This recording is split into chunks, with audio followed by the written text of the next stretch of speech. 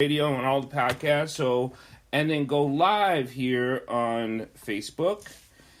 And so, welcome, Gerald Moore. I know things will catch up as recording.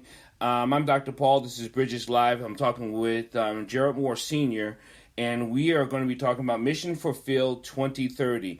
He has been on before, but we got some more things that are happening that we want to push out in the initiative. But before we start this, all in all, I want to say thank you to all the veterans who served and who took the oath to give their service and their time. And I think Gerald will agree with me, service is above all else the most greatest reward that we can give our humanity.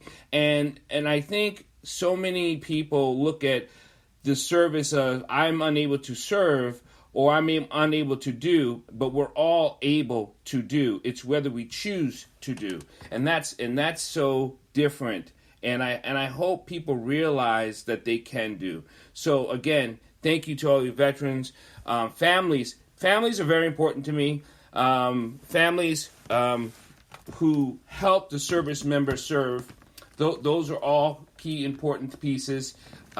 Because if it wasn't for family members loving them and helping them serve, it's very tough for a service member to do the job they wanted to do or love to do or passion to do. So without further ado, Gerald Moore, thank you for coming back on Bridges Live. I really want to have you back on and keep you having back on because we need to get a couple of things funded. Let's just get it flat and simple. But even if people haven't heard it before on Mission Fulfilled 2030, let's go over that and let's get people up to date about what that is. First and foremost, Dr. Dyer, I appreciate you having me on your platform and get a chance to talk about just awesome stuff and what's going on in our world. But first and foremost, I want to give a shout out to those servicemen, past, present, and future. A lot of people don't understand that the civil liberties that we partake in to date, wouldn't exist without those people. So a special shout out to them. They don't get enough praise, and we definitely have to serve. Mission Fulfilled 2030. Opportunity to serve, Doc. Right. Mission Fulfilled 2030 is a nonprofit organization whose vision is to impact 100,000 Black boys in the field of technology and STEM. And how we do this is we create opportunities for our boys to participate that are led by Black men. Now, I don't want to appear ignorant, but I'm going to allow people to not know what STEM is. I am going to say, and I know people are going, thanks, Dr. Paul, for answering that, because I don't know what STEM is. STEM of a flower, STEM of a plant. What the hell are you talking about? What is STEM? So let's talk about... When we talk about STEM, we're talking about science, technology, engineering, and math. Right. And our science, technology, engineering, and math. So we're talking about our doctors are actually STEM professionals. Our scientists are STEM professionals. Our engineers, of course, we know what they are. Our mathematicians are a part of STEM. Our people who participate in technology, whether it's information technology, cybersecurity, which I'm a cybersecurity engineer. All of these different technical disciplines make up our STEM professionals, which Black males make up less than 5% of our high-tech and STEM professionals. And that's why we exist for Mission Fulfilled 2030 to impact that number and increase that number by going back and raising up Black boys in these fields. Now, if I always feel like we have to defend ourselves about the things we say when it comes to Black boys, Black men, Black community, and almost say, really? You're that low on the scale? Come on. I mean, it's not like you guys it's not like you Black people just came out of the Stone Age. So what is the problem of you guys getting into technology? So answer that question, because you're in it. Yeah, so answer that. So the systems that are in place that keep us out of it, first of all. So if we look at what's the process of becoming an engineer? I have a degree in electronics engineering technology from Norfolk State University. So what's the process of becoming an engineer? First of all, you'll probably need to be a top math student. So it is stated. Okay. You'll probably need to be a top math and science, right? Once you get to high school, you'll probably need to take pre-calculus at some point, AP physics, AP chemistry, and all of these really tough classes. So you've already put it in the this is hard category, right? So once it's in the this is hard category, many of us are going to shy away from it. Secondly, we don't have any engineers or computer scientists in our public schools. We don't have any. We don't even have, a lot of public schools don't even have a program. Don't even have a technology program. So we're not getting the interest there. Then black males make up 1% of the public school workforce, right? So we don't see any engineers, and I'm complicit in this, right? Yeah. So as an engineer working for my company, I'm invisible. Nobody sees me. Nobody knows who I am. Nobody knows I exist. So we know that representation matters. So where there is no representation, there's nothing. There's not a lot of young boys out there like, I want to be like Coach Moore. Right. So I took myself as an engineer, and pretty much how the program is built, I took me as an engineer and showcased myself as an engineer, as a coach in basketball. So coaching players in basketball, I was like, okay, I'm a basketball coach here, but I'm an engineer. So after practice, we're going to work on app development and creating you guys into engineers. So I think those systems that are put in place, no representation, no teachers, no real curriculum, and then placing it in a perspective where I couldn't possibly do that, it's too hard. So now, you have these avenues and these tight spaces where black children is very difficult to slide into unless someone recognizes them. Right. And it is very difficult to be recognized for good works as a black child in school. Now, I know some amazing teachers, and I know some amazing white teachers, whatever. But collectively, black children don't get recognized unless they're doing something wrong. It's just what it is. Absolutely. We get suspended more than any other race. Yep. Right? At the earlier ages. I think, don't quote me on this, but in kindergarten, black boys get suspended twice as much as anybody else. Like, the number is extremely high. Even though we only make up a small percentage of the students, we get suspended at a much higher rate than anyone else. So I think that starts early, and then it continues, on. And I think, young, I'll bring up, there's a book by Dr. Jawanza Kunjufu. Again, The Conspiracy to Destroy Black Boys. And I read that book. Right. And his third grade theory is right on point. Right on point. Because black boys up until third grade test as high as any other race. We test as high as any other race intellectually until third grade. When we begin to really understand what's going on, and we get treated differently from that point on. And I think we instinctively pick up that we're being treated unfairly, and then we act that out. Now, I talk about that all the time to teachers, and I've mentioned this on several of my shows. It is about the energy you're putting out, not that you would like to put out. And that goes with all children. When we say children are autistic, and children are on the spectrum, and children are difficult, and children got ADD, ODD, and whatever, anything you want to put to those labels, what we're doing is not seeing them. Right. Once you put a label on someone, and I don't care who this is, what it is, where it is, or why. Once you put a label on something, you stop seeing them. Absolutely. And for most people, and this is people in general. Yes. They will feed you back the energy you give them. Yeah. So if you're giving them negative energy, it takes a really phenomenal person to take negative energy and still give you positive. Our teachers, I think, so this is what we have wrong. Like, if you're a doctor, being a doctor is kind of almost a gift. Like, it's your work, right?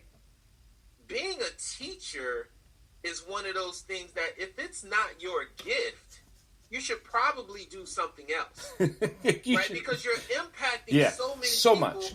And if like being a teacher can't just be your job because of the power and influence you have. And of course, I believe teachers should get paid more. I believe teachers should be on the high end of the scale because of the impact that you have on the future. I agree. Like it's without question. I agree, right? But this is what bothers me. The reason why they are not has to be purposeful. It cannot be we don't have enough money. It cannot be we never thought of it. There's not an excuse, reason, or anything you can come up with in your head is why a teacher is not paid on a high level of anything, any professional out there. And the only reason they don't actually want them to perform at a high level, right? So if you think back in history, why were schools created, right? To create employees. Yes, that was it. Right. So I think we're still in that mold where our teachers are generating employees, and the value of that is not very high. Whereas, in the college and as a professor, mm-hmm. The salaries are much higher, right? The salaries are much higher because now we're working on a different person. We're working on management. We're not working on those low-end workers. So I think, our systems are in place where, we're working for the low-end worker, the middle-class worker, and then the college worker, right? And then the PhD worker, right? So that scale. So whoever's teaching the highest level, they have more value. But I would think molding the minds of these young people has a much higher value. Well, think about this. If I don't know, the product you're getting in college has to start from the product from the beginning. Now, I don't know a professor in the world that says, man, if it wasn't for me, you would be worthless. I've never heard a professor say that. Now, I've heard high school teachers say that, and I have, you've been a coach. You taught football. And I'll mention his name, Mark Katz. And people who hear the show, Tigers Forever, Spring Valley Tigers, Mark Katz was my football coach and in high school. And I, to this day, just recently sent him a message, and I'll do this on air, of how if it wasn't for him caring and loving the way he did us as a collective group of individuals, black, white, Puerto Rican, Jewish, all of it. He loved us so much. He used to bring us over to his house, feed us, talk to us, laugh with us. And this man gave me so much of this is what human being is like.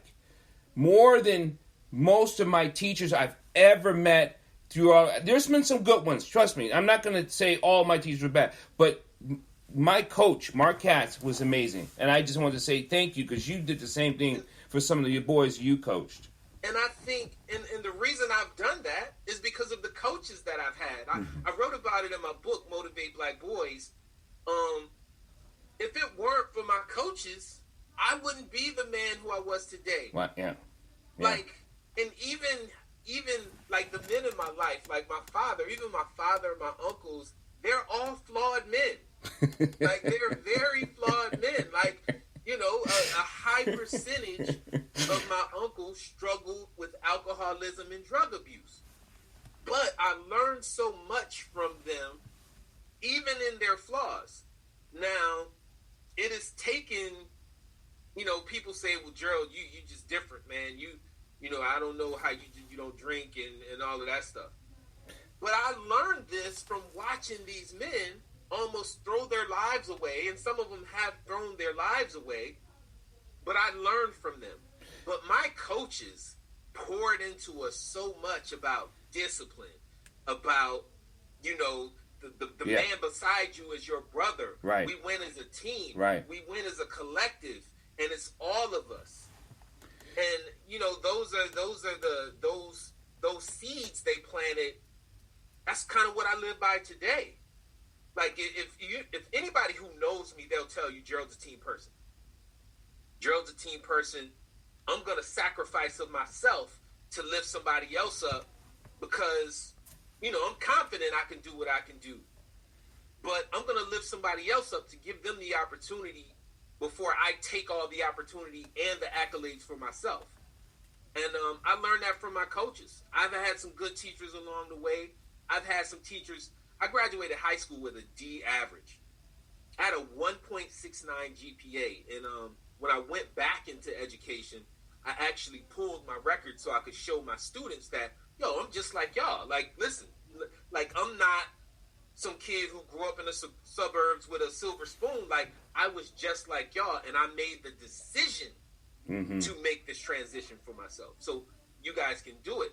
But I've had some good teachers who said to me, Gerald, stop playing with your education.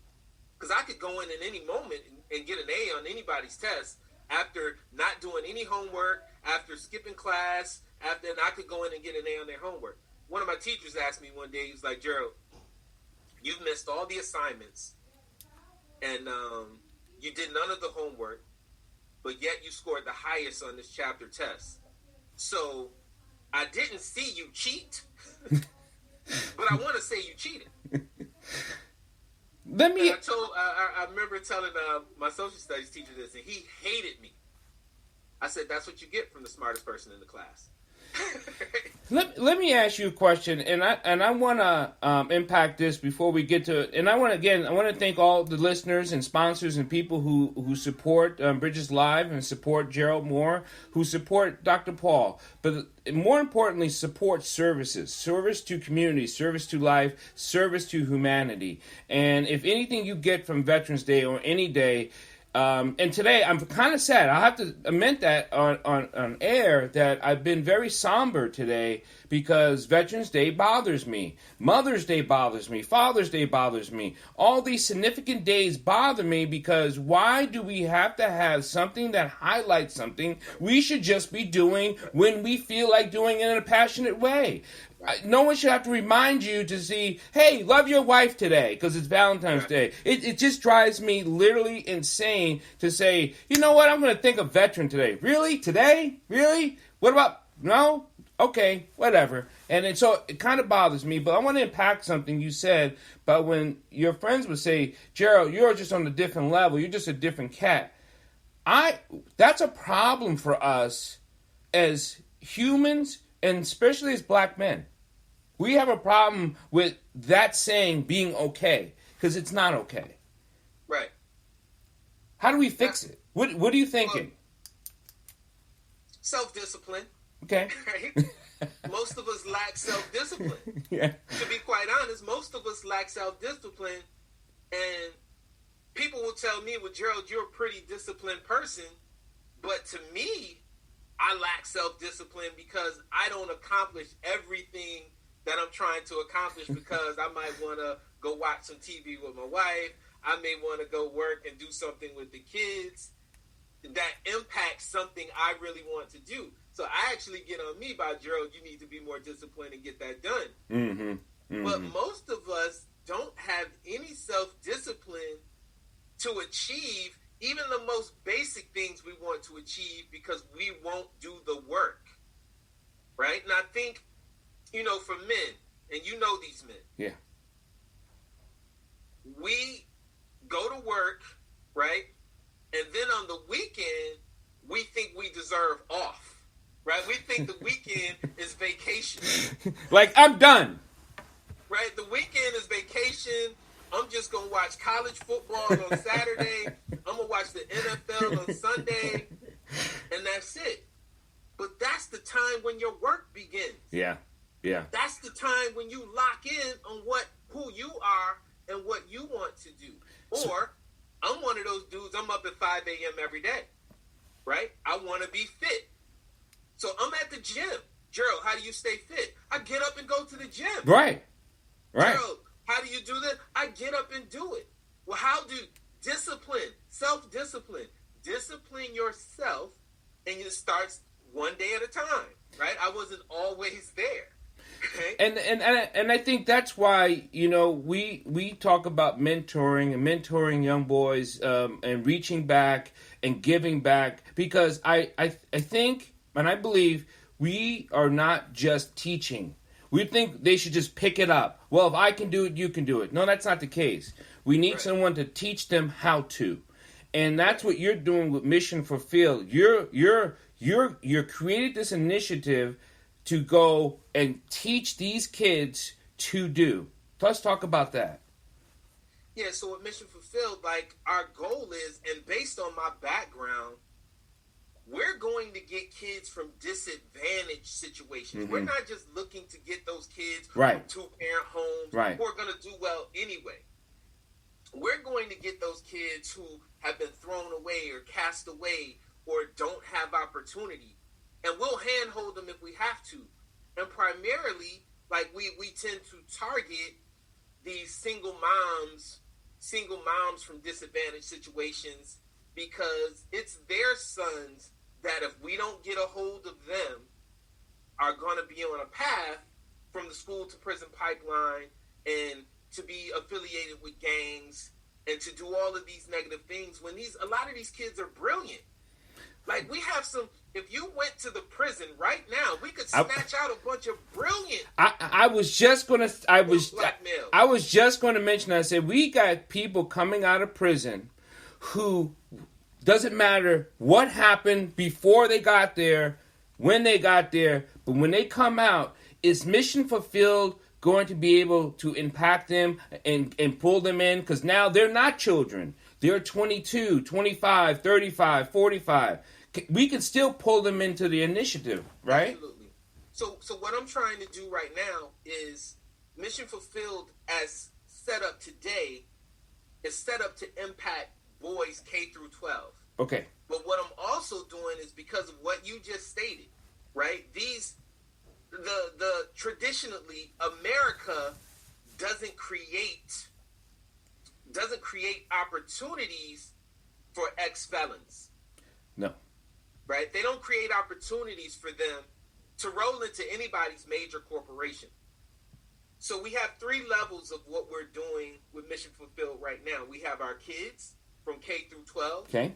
We have our mentors, which are college level age kids through professionals. And then we have the companies who we're bringing together to help us make this impact. What I'm doing as an extension of that, I'm reaching out to all of these organizations that actually try to create programming and rehabilitation for people coming out of prison, so we can create that content, create mentors for them too, and create opportunities for them to work in these tech fields for the future. So by having this, our mentor pool that are professionals, we'll also be creating companies down the road that we can roll these brothers into.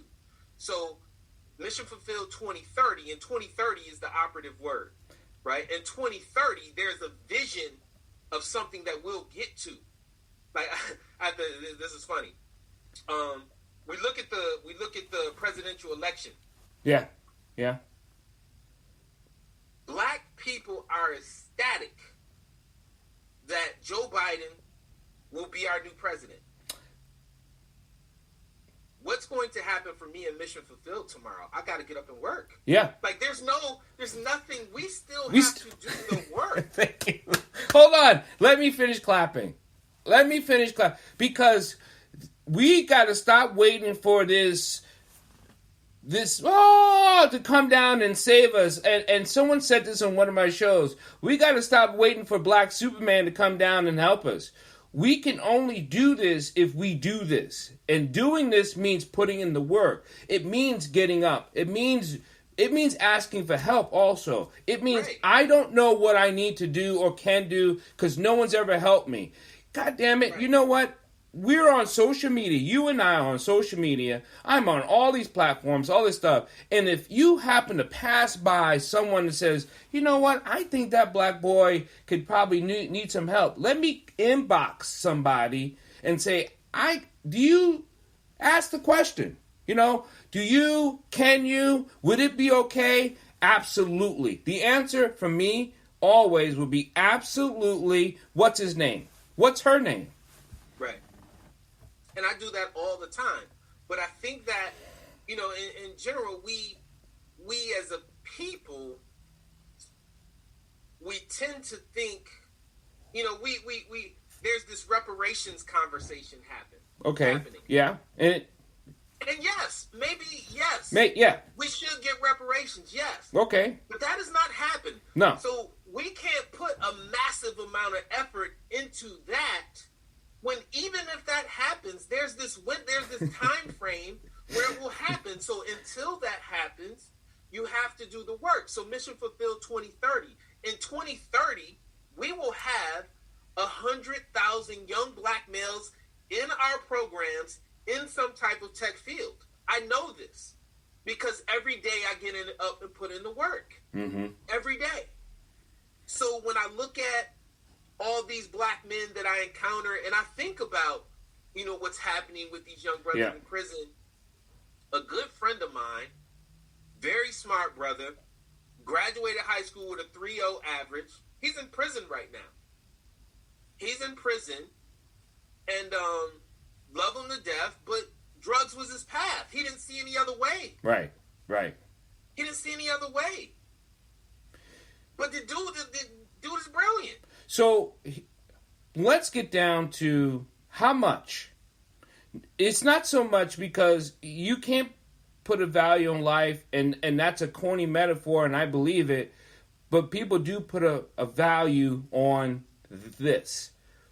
How much do we need to raise to help a child finish this goal to get to that point you're talking about in Mission Fulfilled? How much per child? So for Mission Fulfilled, if we were operating on a full budget, for Mission Fulfilled of $1 million, we could impact 10,000 boys a year, which would have us on target to have 100,000 by 2030. $1 million, which is nothing, right? Because if 10,000 people gave $100, that's $1 million. That's $1 million. It's going to impact 10,000 people. Right. If 100,000 people gave $10, there it is. Right, which is nothing. We can impact 10,000 boys. Now, I want to put this question out there, and people, if you want to ask anything, please type it in the inbox, either on the YouTube channel, either the Facebook channel, or even on the Twitter channel. I'm watching them all. I got a question for you. You can ask it, you can share it, you can like it, you can post it, but I want to see if people answer me this. Would you want 10,000 boys educated or 10,000 boys trying to stick you up? Absolutely. Okay, and I want you to answer with your checkbook because that's how you answer the question. Because if you just say, no, I want them educated, well then... you have to seed. Yeah. You have to seed, right? Yeah. So again, when we think about, and I'm not, you know, this is not what I do, but I believe they said the black people in the U.S. make up, as black people as a nation within the U.S. would still be in the top 10 GDP globally. Yes. So we're not poor. No, because some of these clowns about ready to spend $320 million on Black Friday going out and buy a $5 damn toaster. So I don't even want to. The numbers are staggering about what black people will spend their money on this crap for them. Oh shoot! But I think and even that's the that's the we're so how can I put it? We're easily distracted. Squirrel? Right? We're easily distracted. Right? Yo, mission fulfilled is dope. He gonna raise up 10,000 black boys. Oh, it's a sale on red bottoms? Yeah, Nike's on sale. It's a sale on red bottoms? Yo, dog, I was gonna write you that check, dog, but yo, man, I had put 50 on the game. And look, and I'm dripping. Right, you know what I'm saying? I had to get the drip, son. So it's sick. It's sick and sad. It's sick and sad. But I think that, you know, what we're doing is I'm starting to get a lot of traction right now. Okay. Because I think people are seeing the work that we're doing. I think we're also a show me people, right? Okay. So let me make magic with nothing, then we can get support. Then let me tell people about show me thing. You, young man, and most of you people, this man does not talk about himself. He does a lot of things so much behind the scenes that affects human lives. You just bought 50 Chrome notebooks for students and paid for Wi-Fi for 50 students so they can get educated out of your own pocket. Now, this is something that's a show me, but no one's ever going to see that because it's not like something you're going to post out there with walking into the school like, hey, you know. But yeah, so what's interesting about that, Dr. Dyer? So the teacher who I initially told I was going to purchase Chromebooks for her children, she reached out to the news and said, hey, this guy's going to come all the way from Virginia to Baltimore to bring us Chromebooks. And I think, why can't we, you know, sustain our own kids? Right. So we actually got some media on that. So from my initial gift, I was able to raise an additional $20,000 to service kids nationwide. But, you know, and I'm grateful for that. And I think at a level like when you actually have a nonprofit organization, now that I'm running a nonprofit organization. Right. And we have this social media platform, it gives me an opportunity to actually tell my story. And I would traditionally do stuff in anonymity. But because people actually do need to see, I'm actually more visible now. I actually get out and showcase what we're doing so that other people can say, okay, hey, here's an opportunity for me to participate in something and actually be a hero and let me service it. Right. I kind of consider myself a vessel. Like, I'm just a vessel. I'm not doing anything. Right. It's the people who allow me to do things now through the nonprofit. So us trying to get 10,000 black boys in a STEM program a year, it's going to be the people, you, who funded to allow me to create these things. So it's not me doing anything. It's going to be us as a collective that is going to make Mission Fulfilled 2030 successful. I'm not, like, I put it together, but what Mission Fulfilled will be is this collective of 10,000 black boys a year. This collective of 1,000 professionals a year that we're going to get together and help mentor and tech coach these boys. It's going to be that 100 companies that we can get to seed us a year, which has nothing to do with me. I'm just the vessel. I'm just the pass-through, right? It's really the people. So I get out there and I try and get the people to understand that it's you who will make this happen. It's you by seeding the vision. And again, like, I'm transparent. I think as black people too, we're so used to somebody running off with the money. I can't give him no money. He gonna run off. He gonna run off with the money. Like Black Santa. He took all the toys. Exactly. I can't see giving Mission Fulfilled $1 million a year because they gonna run off with the money. But actually, we need to pay for things, right? And I need to, in order to fully fulfill the mission, I need to pay people, right? I have great volunteers right now. Super volunteers. Y'all know who y'all are. Thank you. I have a great senior advisory board. Board members, y'all out there grinding every day, making connections. Love you. Thank you. but we need the people. We need the people Right. to see. And even to the point where if you have a young man in our program, and a lot of our programs are free, wouldn't hurt you to donate $5. Like, we actually have people, and I love these people too, but if you're going to actually be a beneficiary of our program, you should actually seed it a little bit. Right. And I think sometimes as Black people, we think everything should be subsidized, right? And I think we everything can't be subsidized. I don't know where, I don't know how that matriculated into the fabric of communicative voices.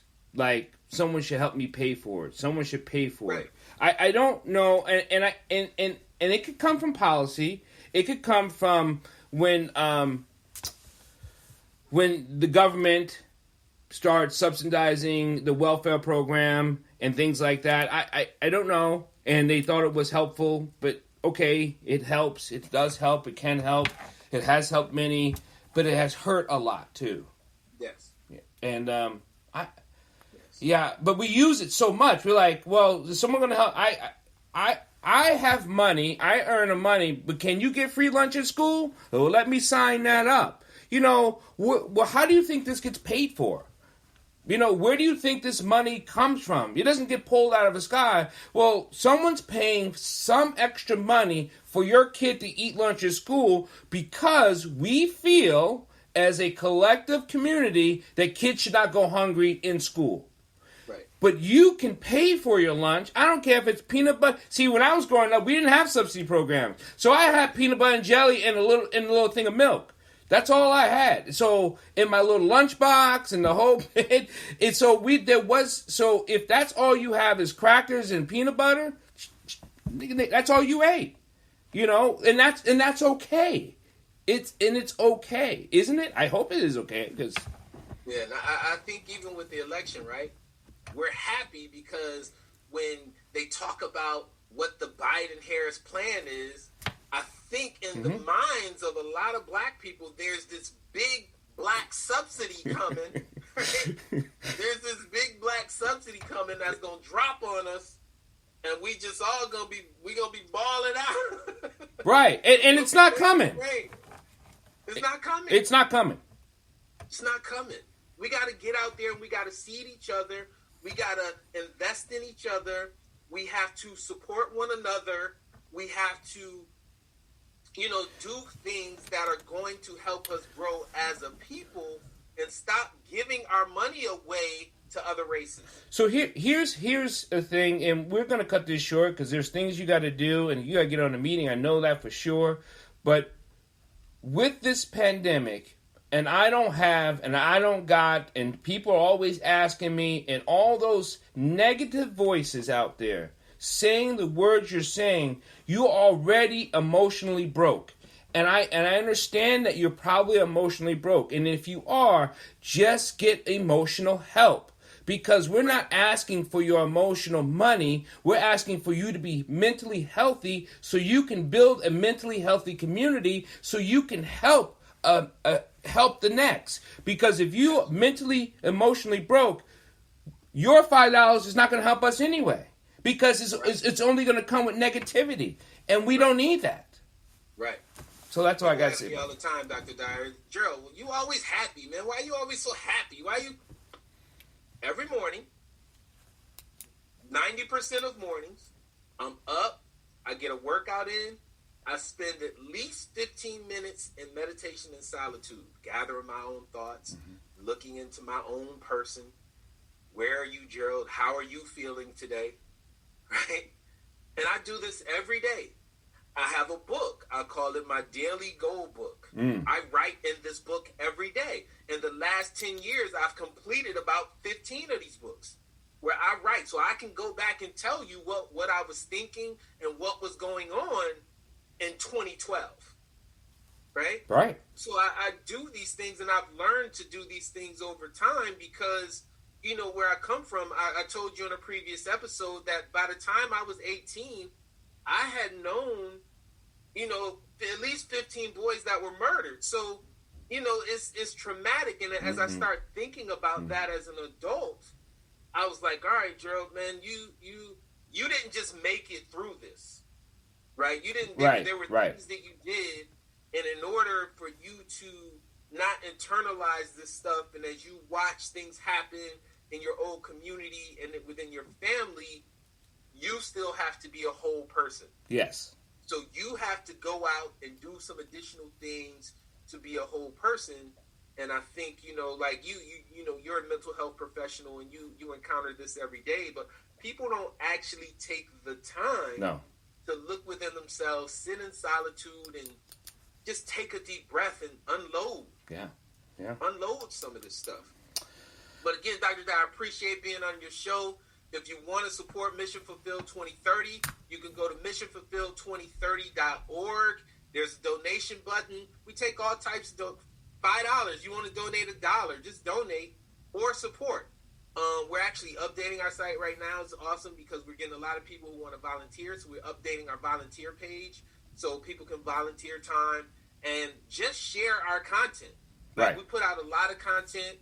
We're going to be featuring in the new year. We got a bunch of new programs starting where I have black men teaching black boys. It's amazing. Black men, listen to the sound of this. Yeah. Black men teaching black boys. Black boys technology. It's a unicorn. It's a unicorn. That's dope. And we're rolling out a bunch of programs. So if you got a son, you got a cousin, you got a nephew between the ages of K through 12, go to Mission Fulfilled, sign up for our email list so you can find out when the next courses are launching, missionfulfilled2030.org. I'll throw it back to you, Dr. Dyer, with that. And again, it's a pleasure being on your show. Happy Veterans Day to all our servicemen and women. Thank you, everyone, for listening to Bridges Live. We're talking with Gerald Moore Sr., and we're talking about Mission Fulfilled 2030. We will have him back on to keep on the updates because this is not an ending conversation. This is a continuous conversation, and we hope you all join in the fight for us to be a civil humanity about educating ourselves and being prosperous all around. So thank you so much. Everyone have a blessed evening. Happy Veterans Day. God bless, Gerald.